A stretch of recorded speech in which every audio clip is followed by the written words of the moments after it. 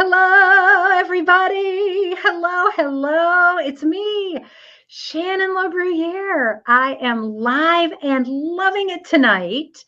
And thank you for joining us on Sunday Night Live, where we equip you to thrive in change. The change that you've planned for years and are executing, and you can't figure out, why am I not ecstatic? Or the change that comes out of nowhere, whacks you upside of the head, and you think, oh God, what am I going to do?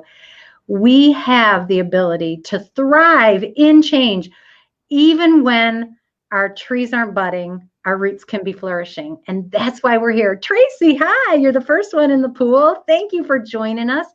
As people jump on, I want to remind everybody of tonight's hashtag. Our Thrive principle for tonight is hashtag respect the now. Respect the now. And we're going to really appreciate why that hashtag, why that principle is so relevant as we talk with our special guest tonight, who is waiting in the wings. It's like she's in the green room right now. Pretty cool. If you are just jumping on, say hi in the comments, give us a wave or a thumbs up or a heart. We love it. And it feeds our soul when we see you. Kelly's here. Hi, Kelly. Okay, so for those of you who are coffee drinkers, I want to remind you of our beautiful, awesome sponsor. It is thumbroastcoffee.com. Woo-hoo! And y'all know, I wish I had thumb roast coffee in this cup, but I don't. It is water because I can't drink coffee this late, but maybe you can. If you're a coffee lover, I encourage you, go to thumbroastcoffee.com, order yourself a bag of their delicious, special, wholesome roast online. Use that coupon code THRIVE and you get 15% off. And we thank Thumb Roast Coffee for being a supporter of what we do here, which is help people grow, help people thrive and change. Thank you, Thumb Roast Coffee. And now, oh, here, wait. There's our hashtag, Respect the Now. If you've got comments about this broadcast, use that hashtag, Respect the Now. And others who are looking for it will be able to find it. All right, with that, we are going to invite our special guest onto the stage. Everybody give it up for Linda Pouliot. Yay! Hi, everybody. Hi, Linda. Welcome to Sunday Night Live. Welcome to the Thrive and Change family. We're delighted to have you. Welcome. And Linda and I met Linda out in the thumb of Michigan at Ray's Cafe at a women's networking group, right? Yes. And wow, what a great assortment of women I have met out there at Ray's. It's just powerful. And Linda, as soon as we started talking, I knew that you had something that I wanted you to share with us here on Sunday Night Live. And thank you for coming on. I'm excited. Good. Well, one second, let me welcome some folks that are popping on. Peggy Sue, thank you for being here. Carol's here. She says hello. Sylvia, we haven't seen you live in a while. I'm glad you're here. All right. With that, let's get rolling. Linda, tell us about yourself, and then we're going to get started talking about the G word. The G word. Well, before we get to the G word, I was living a normal life. I had 2 kids. I was also a foster mom at the time, and we had just retired from doing that. And my kids were 13 and 16. And my husband went on a hunting trip up north. It was November of 1999, November 16th. And he died unexpectedly of a heart attack.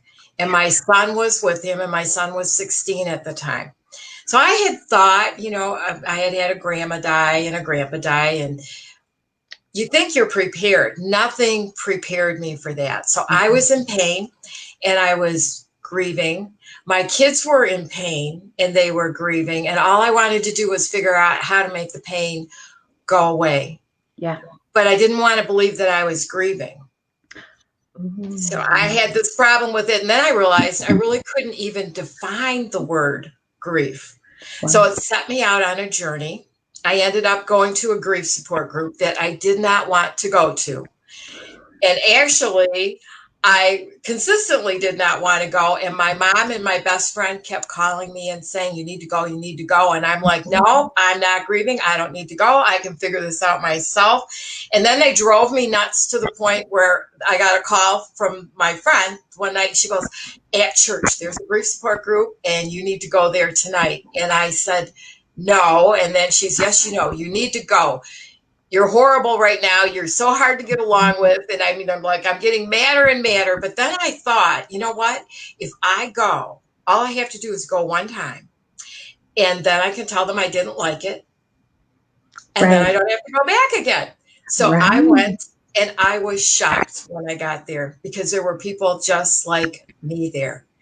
And it was the best 6 weeks of my life that I learned about what grief is. I learned about what grief does. I learned about how healing happens. And the best part was everything I learned, I could use to help my kids. So after that, I ended up, this group was sponsored through New Hope of Northville, Michigan, New Hope Grief Support Center. So I ended up going there and getting training and eventually becoming a support group facilitator. So I facilitated grief support groups for 18 years. But I can tell you, nobody likes that word grief. We have many people come in, just like I did, and sit there and go, I'm not grieving. When we're grieving. Yeah. I'm fine. Yeah, I'm fine. Right. I don't do this. Yeah, the denial. It's not just a river in Egypt, right? Right. Well, it's very odd to find yourself sitting there with all these grieving people and you think, how the heck did I get here? In fact, I didn't even know there were grief support groups until Donald died. I had no idea. A whole new world. Wow. Well, Linda, you said something when we were networking at Raise that stuck with me. And so I want to explore that because while absolutely we recognize grief, if we're not in denial, many of us can look and say, well, of course somebody's grieving when they lose a loved one, right? That's when you're supposed to grieve. They're grieving. I lost a loved one. I'm grieving. But you said something that just rocked my world. And it was this. You said that many of our problems, not all the hugest one, just many of our problems come from unresolved grief. Yes. And I had not thought of it that way. And so tell us more, because if we are going to be able to thrive and change, I think this is going to be something that's going to help all of us do a better job of that. So what do you mean by that? Well, first of all, it's easy to get stuck in unresolved grief because we really live in a culture where we're asked to pretend that all is well when all is not well. Okay. And when even after someone dies, you're given about 2 weeks and then it's like, you get over it. People disappear. They tell you not to cry, and it's these expressions of grief.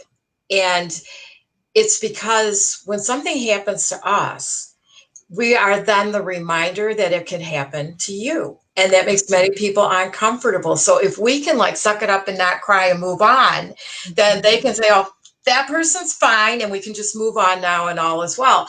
And it's not like that. It just doesn't work that way. And the other thing, that we live in a culture that does not educate us that we grieve all loss. We grieve the loss of a job. We grieve empty nest. We grieve it when our health changes. The list goes on and on and on. And we even grieve wanted change. And I was sharing with you. What? Say that again. Say that again. We grieve wanted change, even wanted change. And this doesn't have to be extreme grief, but it can be 1 degree or another for either a short or a long period. But I was sharing with you my favorite example of wanted grief is I have a friend who years ago thought she'd never get married. She had a career. She had the nice condo and she, her friends, her church, everything. But she was always kind of sad and she thought she'd pass the time when she'd ever be a mom. But one of her friends set her up with one of my friends who was widowed and had 4 kids under the age of 6. And the littlest one, his wife had died 2 weeks after she gave birth to the baby. At that time, that little one, who's now in college, was about 6 months old.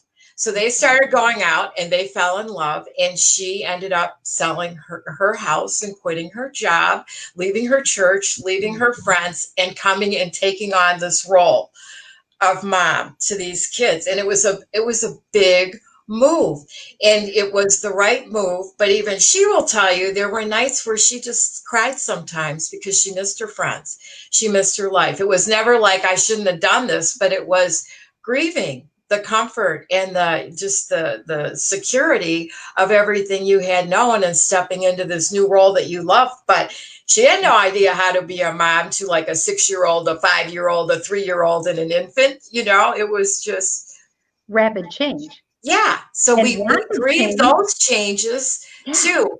And the other thing that people don't realize about grief is that everybody grieves differently. Okay. We all have different normal grief reactions, which we'll talk about in a minute, but we all do it our own way because we all perceive differently.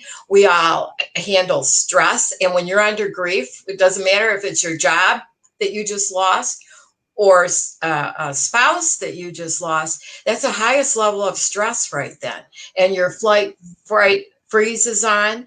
You're all ramped up with stress chemicals, and you have all these normal reactions that you don't know what to do with, that you don't understand and that nobody understands. And we all have different ones. So what you're telling me is that there is a physical component to grief. Yes. Grief is not, it's cognitive. It impacts you cognitively, emotionally, and physically, because grief actually hits the pain centers of the brain. Grief is pain. When you want to define it, it is really pain. It is pain. And it hits, a lot of people feel it physically, and people will say, oh, you can't feel it physically. Well, you can, because now the neuroscience shows, I mean, when they do brain scans, that part of the brain is lit up. So it's physical.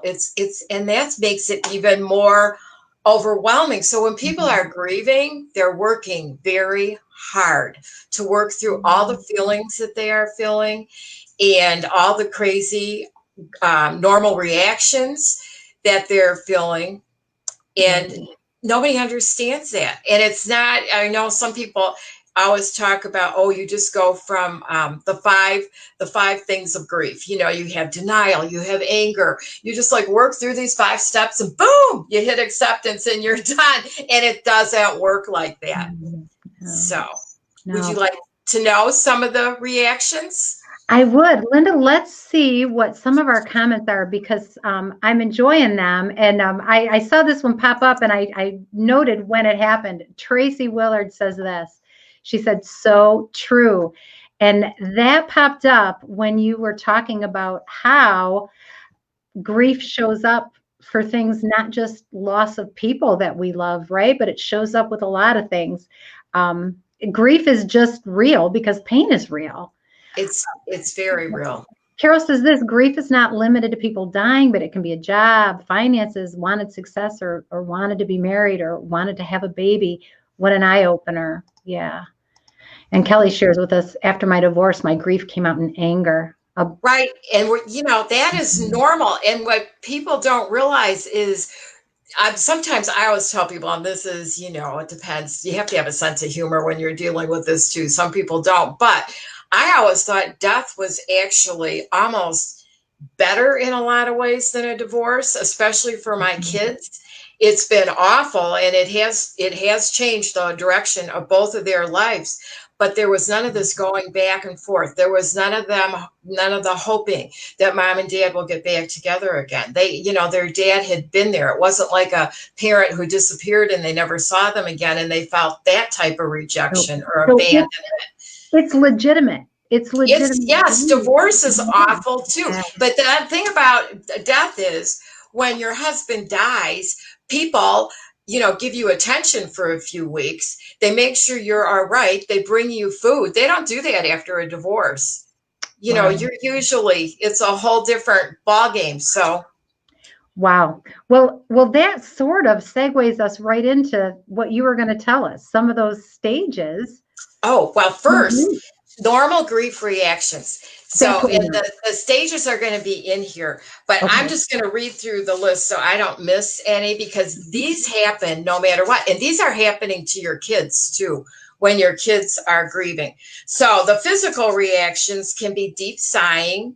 And I know I was walking around just going like, a lot. Mhm. Weakness and fatigue. I mean, this is exhausting work. You're stressed, you're working through all these feelings, and you are working through anger, you're working through guilt. And a lot of times it's inappropriate guilt, it's guilt we put on ourselves. It's depressing. I mean, there's a lot to be sad about. It's just a normal grief depression. Yeah. So, but you have that, and you have rapid heartbeat, you have increased blood pressure. And we always tell people that grief has a way of elevating, even if you've never had a problem with blood pressure, this is a time when you need to be checked because of all the stress. After a divorce, job loss, whatever, you need to get into the doctor and get your blood pressure checked. Because if it's high, you're going to have to address it. And if you're already on medication, you may need to tweak the medication because it's gone way up. Wow. So that's something we always say, and that's known as the silent killer. So that's the one. You can have an increase in activity, a decrease in activity, muscle tension, and then sleep disturbances. You can't sleep. And a lot of times when we're grieving, we're stressed, we're sweating, we're crying, and nobody correlates that to dehydration. So a lot of times you need to drink more water during the day and you'll sleep better at night. But then people always email me and get back to me and go, okay, I drank water all day and I was up all night in the bathroom. I'm like, then try and time it better because you've gotta replenish your water and that dehydration. And then it's just normal not to be able to sleep. So I used to get up and do tasks. I mean, it's better to like wash the dishes, put them in the dishwasher, you know, take care of your mail, just take care of things that you haven't wanted to do during the day. But that's normal. And the other big one is decreased resistance to illness. This is when you get sick. We had strep throat at my house and it went around and around for like 3 months between all of us. And the doctor just told me, you're all grieving. You're catching everything. So that's when you have to make sure you're drinking the water and the kids are eating right and making an effort. And then you have just from the event itself, you have shock, you have numbness from head to toe. And that's how impactful it is just going to depend on you Right. and what's going on. But that shock and the numbness is, I always looked at it as a gift of protection from God. Because if we were had to have to go through all of what we go through and the grief and the trauma and not have it, it keeps it from overwhelming us, is Gotcha. what it does. And then it wears off slowly. And when it wears off, you always wish you still had it because then you're dealing with everything without it. But Gotcha. that's a normal thing. And you can be confused or you can be euphoric, which throws people off if you're happy, high, and you're grieving. And they're like, oh my gosh, turned into a nutcase, but it goes up and down. Um, you have a feeling of being lost. I was looking through drawers. About 3 months after Donald died, I couldn't sleep. I was just up all night looking through drawers. And at first I thought, what the heck am I doing? And then one of my dad's friends stopped by who's a psychologist and he's like, oh, he's giving me the rundown on grief. And I said, but I'm looking through drawers. I mean, I'm up on low, no. He goes, you're looking for Donald. And I was like, oh. And then I thought back to foster care when we would get the little ones in. We specialized in teenage girls. My daughter was the only young one. She came at 4. And, but going from room to room, looking, and I couldn't figure out what she was looking for. She was looking for her mother. Yeah. And it clicked in my head then because this is what the kids do when they're grieving, because they're grieving when they arrive at our home when we're a foster parent. These kids are in trauma and they're in grief and they're in shock. All right. So Linda, you're touching on just so many things here, and I'm not sure which one to follow up, but I think I think what you're saying about that you can be confused, you can be euphoric, you can really there is no set way. No. And then for those of us who are not in the midst of grief right this minute, wow, what a call for us to look out for the people in our world who have had significant change or loss. Right. And the best thing you can do is to listen to them. And Yeah. that's kind of awkward if they sit there silent for a while, or you just have to sit with them while they cry. But Yeah. just to say, how are you doing? And if they can't talk, just say, I'll sit here with you. Yeah. But just listening. That's respect the now. That's what Yes. respect the now is. Just be present. Don't have to fix it. Don't just know it is what it is right now and stay with them. And whatever they're feeling, is if they can't concentrate or if they're losing their car keys or whatever's going on, that you know that what they're feeling is normal for grief. And if they tell you they're depressed, you can say, okay, it's normal to be a little sad, but are you feeling like ending your life? Actually, Because ask that question. yeah, just come right out and ask it. And if you're not sure, just say, you know what, we're going to make an appointment and we're going to get you in to talk to somebody, and then find somebody who specializes in grief, a therapist who specializes in grief and loss and trauma, and take them. Take them in for a visit and say, I'll go with you. Better safe than sorry. That can be your whole thing. I just, right. I yeah. care. I care. Yeah, I care. Better safe than sorry.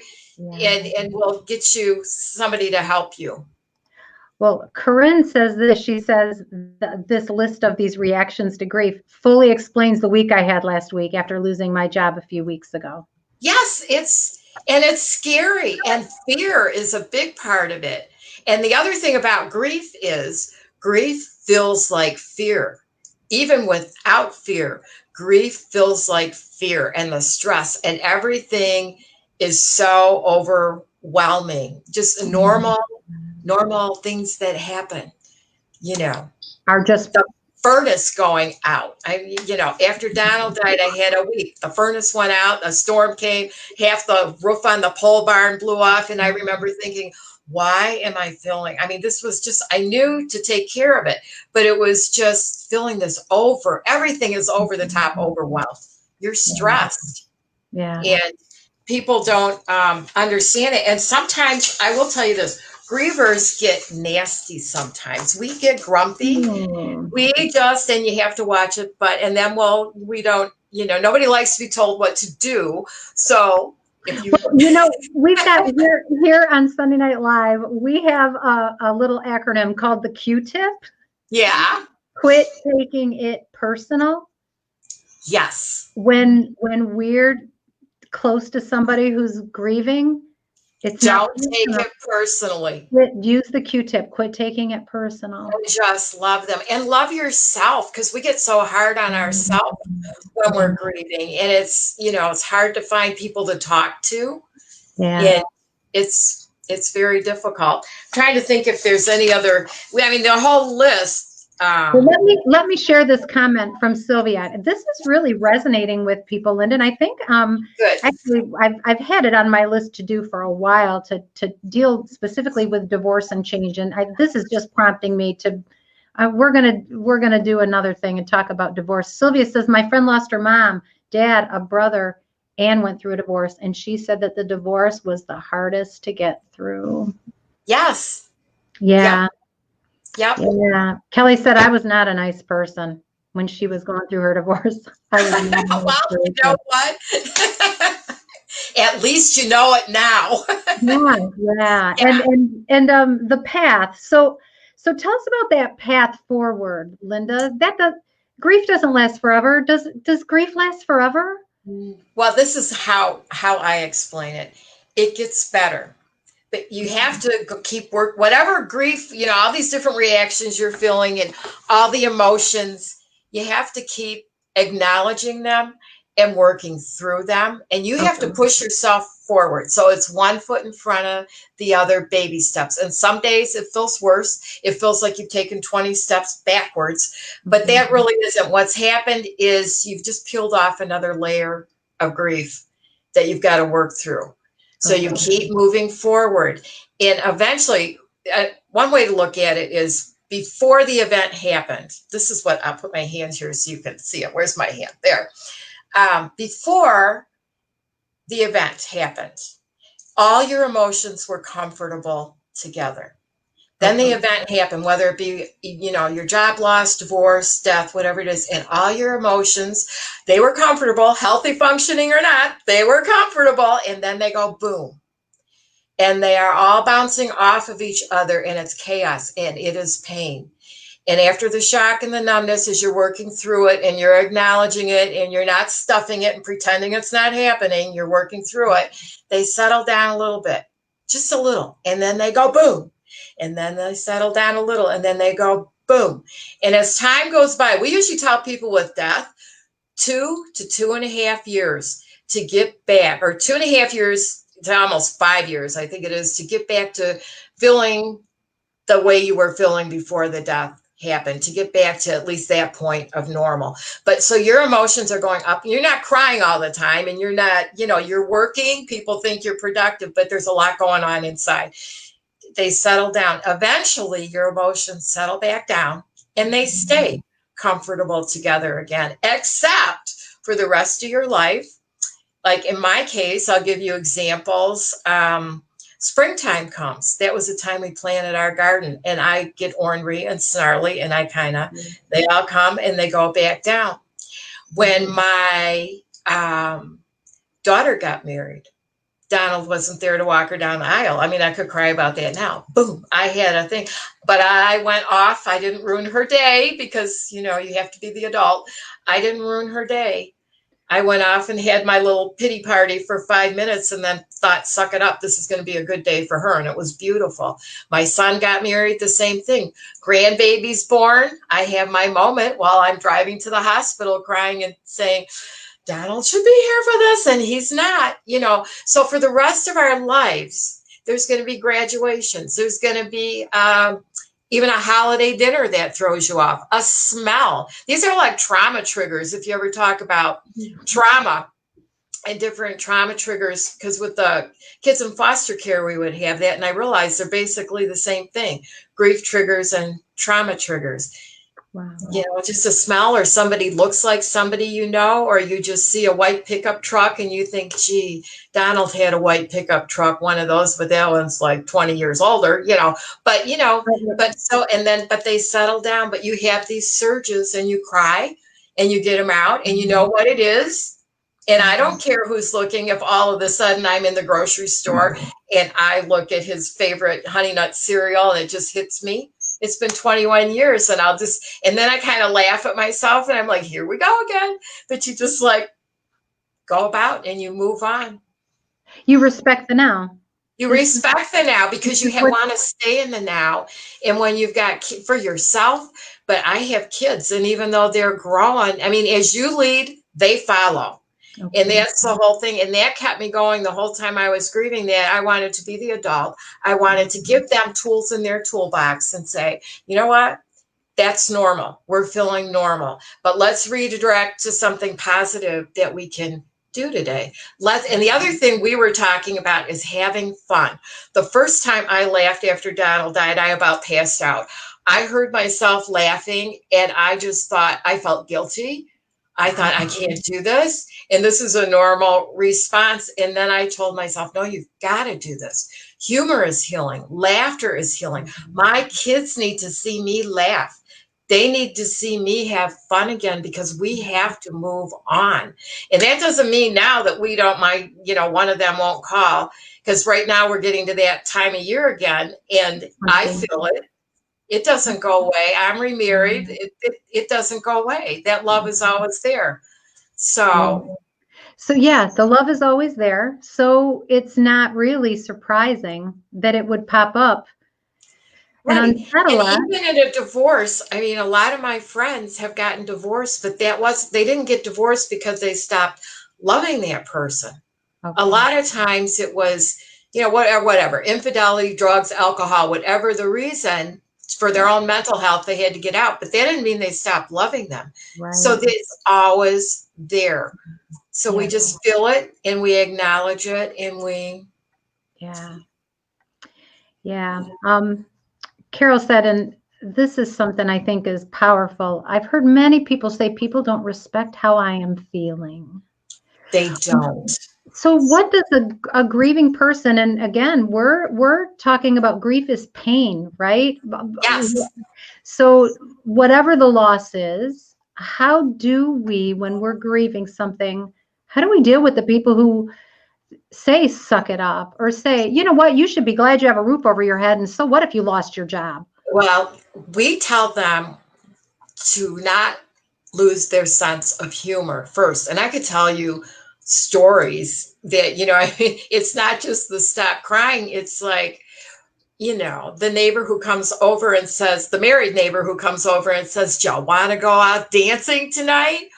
Or, I've heard a lot of really bad ones, which I won't go into now, but, they're inappropriate, they're bad. And we have said it this way: you can get mad and you can stay mad, except you need to use your energy to heal. So you can put that on the back burner. And if you have to address it with somebody, address it later. You can just say no. The second thing is not to lose your sense of humor. And sometimes it's just telling yourself, at least I'm not married to that idiot, who came over and asked me, yeah, Unbelievable. yes, Unbelievable. yes, it's unbelievable. I mean, people have been propositioned. It doesn't stop. So we just tell her, and you don't want to give that power away to somebody. You want to keep Okay. your power. You don't want to be Oh, so angry. You use your power to heal. You use your power to go on, and they can sit and rot, or you, whatever. right. And if you have Yeah. nasty family members, sometimes you have to just set a boundary Right. and back off for a while. You don't have to explain it. Sometimes it's better not to explain it. You can Mhm. just be busy for 3 months and then circle back around and see, if do I want to invest more time and have a relationship? What kind of relationship do I want to have? Just to, like, we'll see you at like Thanksgiving and Christmas, or and Mhm. then you feel odd when it's a spouse, or after a divorce, you become the third wheel. All of a sudden, everybody's still married and you're not. So there's a lot to, Yeah. It is, I love what you said. We don't need to give our power away. no. And I want to encourage anybody who is watching this. First of all, well done. Good on you for being here, showing up, leaning in and Yep. listening. This says a lot about you as a listener and as a viewer, that you would stick around to listen to something that in our culture here in the United States is not an easy thing to talk about, right? But No, you're it's here not. and you're listening. But I want you to know that if to this point, whatever you're grieving, if you've been giving away your power, you don't have to keep giving it away. No. You can start taking it back and standing in it. What does that look like, taking back our power in the wake of grief and the crazy things that people say and do? It's going to mean refocusing. So I'm going to put you over here and I'm going to focus on eating good. I'm going to focus on exercising. I'm going to focus on, if sometimes you're grieving and you've got to go right back to work. Yeah. That's horrible because you can't, it's hard to concentrate. It's hard. So, and kids have to go back to school. My kids, putting them back in school right away. You're trying to get back to normal, but it's never going to be normal. But just that getting them back. So getting yourself back in, but then taking care of yourself and Okay. just saying, you know what? I don't have to do things perfectly. I don't have to get everything done. I have my list. I had to pay the bills. You know what I mean? I had to make sure the kids were fed. I had to go to the grocery store. All those basic things, and you just keep Mhm. doing them one foot in front of the other, even when you don't feel like it. Okay, Linda. So I know the answer to this, but I'm just going to throw it out there. So you as a grieving person, you were able to just suck it up, sheer force of willpower, keep one foot in front of the other moving. You did that all by yourself? No, no. We need others, don't we? We need others. And the other thing is now I'm a person of faith, so Yeah. I can say that helped to a point. Oh, But you're so interesting. mad at God Yeah. that sometimes, we have a lot of people who don't go back to church. And we Wow. tell them, well, why don't you give it a year and then at least go back if they honestly can't go in. But then I found out that some people can't go in because that was where the funeral was. And Wow. every time they go in, they see the casket. So Okay. they actually need to switch churches. And sometimes they come back later, and sometimes they just go to a different church. So if you're angry at God and that was your source of, a big source of your faith and your life and everything else, that's a secondary loss because we grieve the initial loss and then we grieve all the secondary losses that go with it.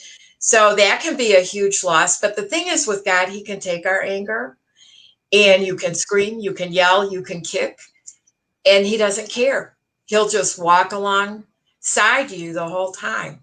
Yeah. Beautiful. Linda, you have poured all of this wisdom and more into a book. Tell Yes. us about your book. Well, this book, it's Grieving Forward. Oops, there we go. Death happened. Now what? And it's a practical guide for grieving and healing. And you can get it on Amazon and Barnes and Noble. Even though it's written to the grieving person for a death, this is specifically written to people who have lost a loved one. But the information in it is the same. You can, if you've had a divorce, if you've lost your job, it has the whole list of normal grief reactions. It tells you what to avoid, like sex, drugs, and alcohol, because a lot of people just want to jump right into another relationship and they think that's going to take the pain away. And we're like, no, no, no, you're not thinking straight. Don't do that yet, because you'll just have more grief. And then, with the older ones, we're always educating them about STDs, sexually transmitted diseases, because if you're new to this dating scene, it's not like it was 30 years ago. And Wow. actually, the highest rates for sexually transmitted diseases are in Florida in the retirement areas. So And we have to do a little sex ed thing too for the older Linda, ones who are clueless. So, and you don't want to you don't want to do something. It's bad enough you're grieving. So it's like, we can't afford to do anything stupid. So, yeah. right, right. And so as friends and family surrounding the grieving, we help them not to do something stupid. I'm looking to you, Linda. I'm looking to you, friends. Help me. Yes. So don't tell people, oh, you need to start dating again. That will help you get over it, because No. that doesn't work that way. Awesome. So you Awesome. listen. It's like zip it and listen. Oh my gosh. Well, this has been amazing. Linda, I love this. A few comments here. Carol says this, or when people say you should be happy you're rid of him. When the Oh, divorce is not your choice. I had somebody whisper in my ear in the line, that goes at the funeral home as they're going out. One of my friends whispered, I wish it could have been my husband and not yours. And I just thought, oh my gosh, why would you want to put your kids through that? I mean, I was just so, I couldn't believe people do. This is what you talk about, the dumb things people say. Stupid. They do. But again, you don't give your power to them, and you have to laugh and just keep moving on. You have, and Carol gives us a figure that's scary. Boy, talk about thriving and change. This is news to me. 187 STDs. Those are just the average ones that are out there. So Yes. got to be Yes. careful. And Yeah. Kelly's saying this has been great. Carol says this has been great. I know a lot of people have gained something today that's going to help them move forward. Linda, where can they find you? Are you on social media? Yes, I am. I'm on Facebook, and it's Okay. Linda Pouliot, author and educator. And then my website is lindapouliot.org. LindaPouliot.org. Org. Yep. So this is our call to action, you guys. Go like that page. Go Yes. like that page. Give it a thumbs up. And Linda, I know you've got some exciting things coming. in the future, more books, more topics, more things. And I'm just excited to see how you deal with all of that new change as Well, your it's life. changed again because now we're all on social media and there's no in-person grief support groups, Wow. which is a Yeah. whole different animal when you're grieving because it's kind of nice to sit with Yeah. personally with Yeah. people. Yeah. Ooh, this is what Alicia says. She says it's hard to see someone you love stuck in a state of grief, even when you tell them to make healthy choices and focus on their self and pursue a new life. Thank you for sharing. Yes. Linda, we're going to end on that. Give us the answer. And you guys keep commenting. Linda, just, hang out, check it out and see if there's stuff people are asking that you can help. That'd be awesome. I'm going to Okay. continue to watch. Somebody says, Corinne says this. I've shared this video with friends and family that we can really use all of this, and I will share Linda's link too. Thank you. Corinne, you are welcome. And so this is it, Linda, the people that we love that aren't listening. What's the best thing we can do for them? We see them stuck. Our heart hurts for them. What can we do? All you can do is love them and Okay. encourage them because, again, you can't tell somebody what to do. We are Okay. so resistant when we're grieving. We dig our toes in. We say we're not grieving. We say we're not doing that. We think we're being nice and we're not being nice because grief you look through everything through a different lens. It just like hijacks your brain. Yeah. And then, Okay. like, I send my book out after a few weeks. I send the book. Okay. Hopefully, they will read it and not burn it. Well, I had Who a does that? copy.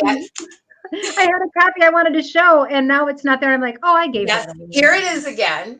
So Yeah. it's Grieving Forward, and it's on Amazon, but it's just listening, and it's taking someone out to eat and Okay. just listening, not telling them what you think they should do or that they're stuck, but just listening and saying, well, what do you think you could do about that? What's your plan? How do you plan? Get them to take ownership of it.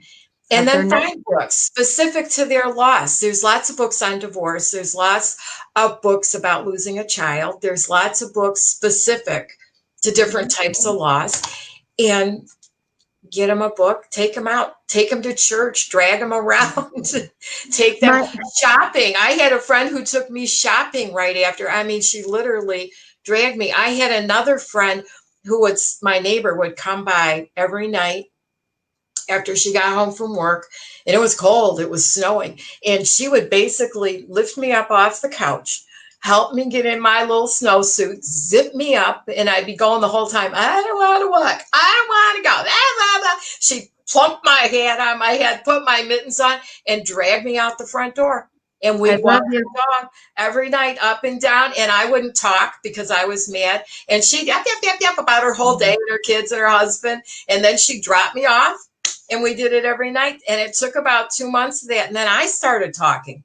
It was like she was getting me out of my funk, but that showing up and being there and just loving them. Non-judgmental, Kelly says, and Carol says, just listen, no advice. Yeah. Yeah, being present, respect Being the now. present. Yeah. Linda, I'm overwhelmed with gratitude. Thank you for being here, Thank sharing from you. your This was heart.